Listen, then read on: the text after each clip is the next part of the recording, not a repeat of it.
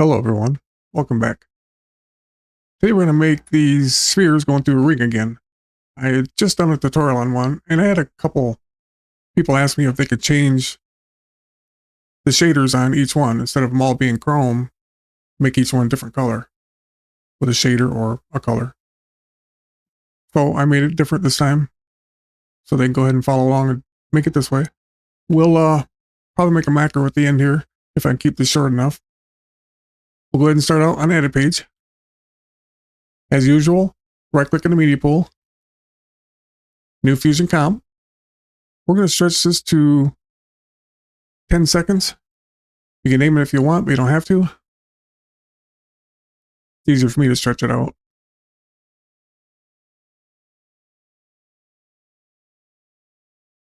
And go to Fusion. I have to use this on-screen keyboard because I'm paralyzed. I can't use my hands and arms. That's why it's up there in the way.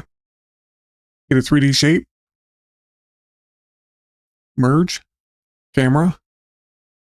Spotlight. And a render.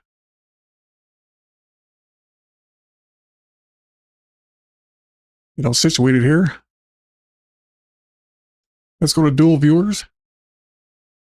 Put the shape in viewer 1 and select the shape node. Go to the shape. Change it from plane to sphere.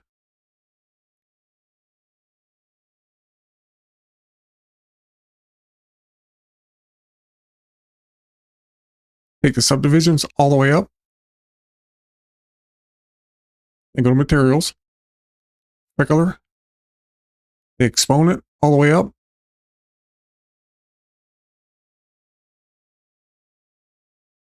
And the intensity is 0.2. Select the camera node. Go to transform. Select use target. Rotate the Z in translation. You'll see it in viewer 2. I'm going to set mine to 22. We can always change it later. And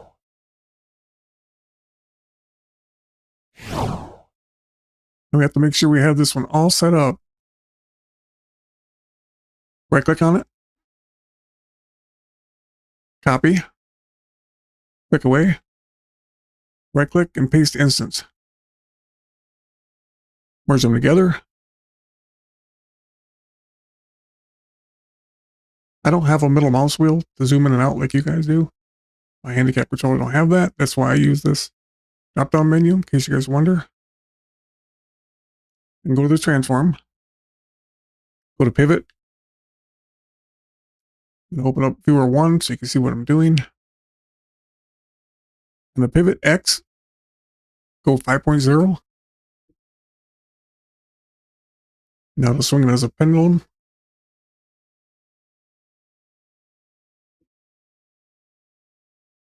Select the instance.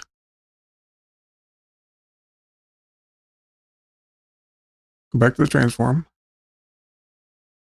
Right click on the Y rotation. And de-instance. For those of you that don't know what an instance is, it's the exact copy of whatever node you're taking it off from. Everything highlighted in green, and even if it isn't highlighted in green, it's still coupled to the original node. So if you change something to one, it'll change it in both, unless you de-instance it, like I just did. And put in 60. And then right click on the instance. Copy. Click away right here, right click, and paste another instance. And select it. Go to transform. Right click on the Y and de-instance. Now put in 120.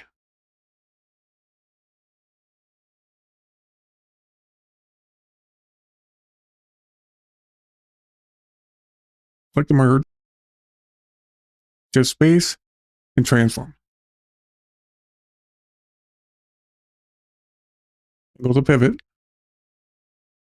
And the X, change it to 5.0.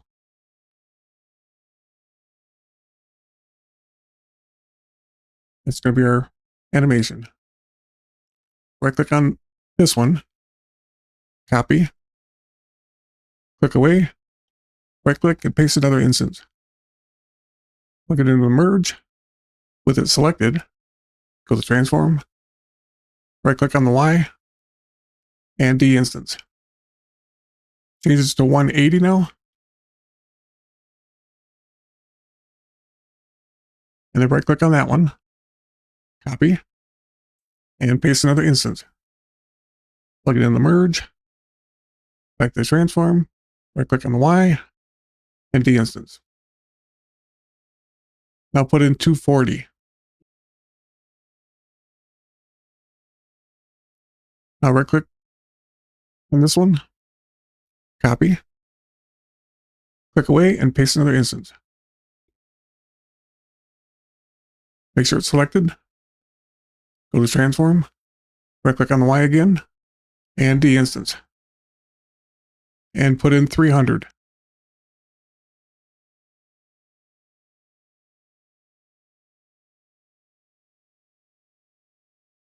Now we'll select the transform, make sure they're all animating correctly. Go ahead and put it in viewer 1. Okay, they look good. Get another 3D shape node. Merge it into the transform. Select the shape node. Change it from plane to torus. Take the subdivisions all the way up. That smooths it out.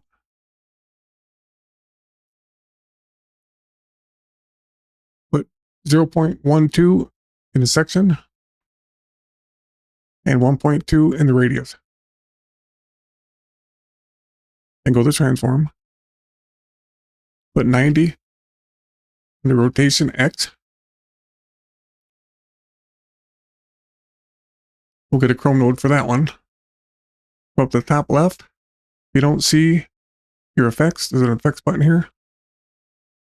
Templates, fusion, shaders.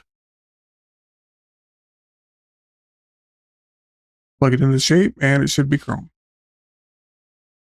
Put the merge 3 into viewer 1.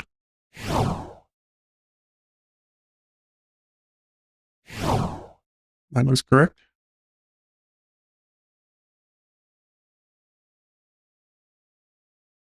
Select the render. Change the render type from software to hardware. That way it'll optimize the render time for the cache. Enable lighting and shadows. Now if you look in viewer 2, we have no light. Let's merge 3D 1 in viewer 1. And you'll see the light is right inside the sphere. Click spotlight. Go to transform. Use target. Under translation, Z-axis. We'll move the light back and you'll start seeing everything in viewer 2. You can see what I have going on in viewer 1. And go to controls. Open the cone angle all the way up.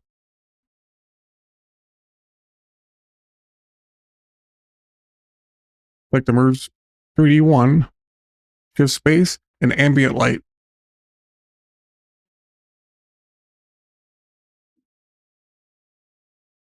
We'll leave that on the default settings, which is 2 if I ain't mistaken. And we'll go ahead and move it out of the way. It doesn't matter where it's at.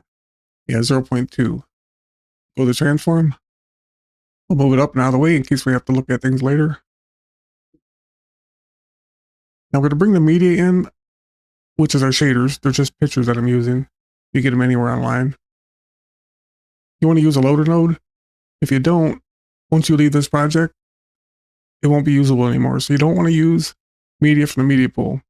You want to use loader. That way, as long as you don't change the name of the media or move it, you'll be able to reuse this in any project you open up. I do have a tutorial how to bundle media in a macro.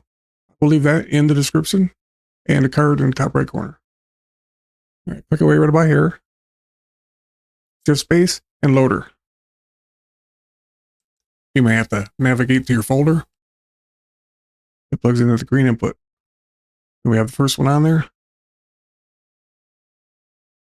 Click away right about here. Shift space and loader again.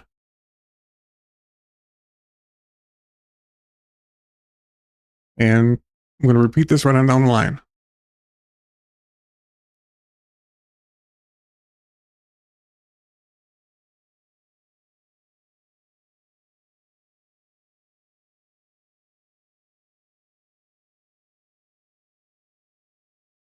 And you will be able to change these on the edit page when we're done after we make the macro.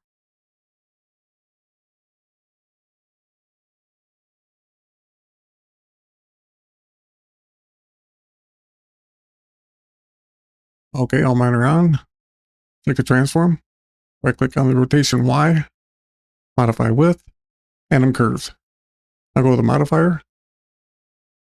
On the scale, change it to 360.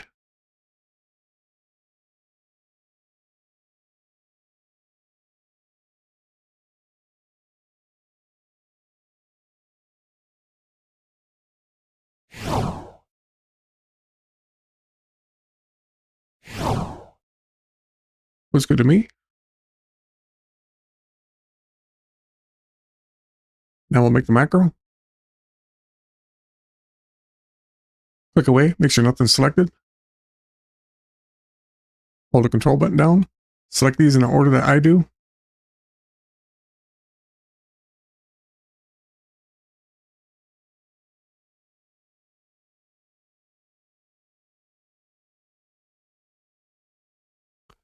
Make sure you select the 3D shape 1. Now hit A on the keyboard. Keep the control button down. Deselect the media out.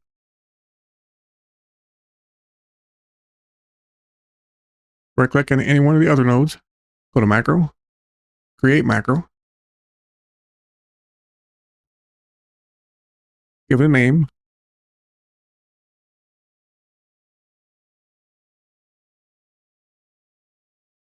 And follow along.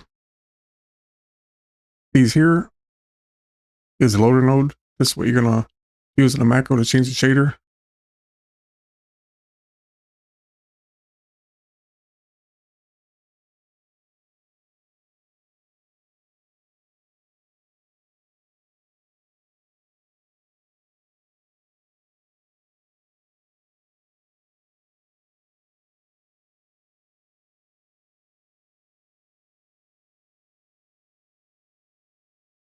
The camera, we're going to use that to size it when we get closer or farther out. Delete the Z and put in size.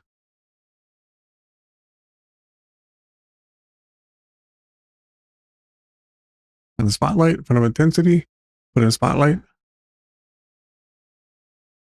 Or main light. The ambient light, same thing. Put ambient in front of intensity.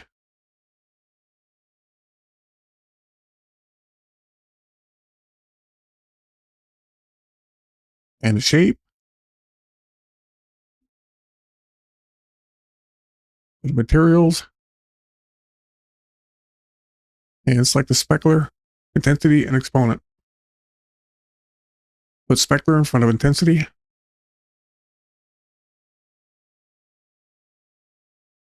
And go to File. Save as group. It takes you to macros. Go to Fusion instead.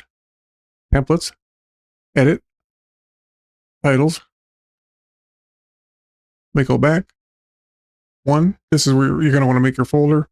Put your preset in. Remember, don't name it exactly the same or Resolve won't recognize it. If you can't find it, you may have to restart Resolve.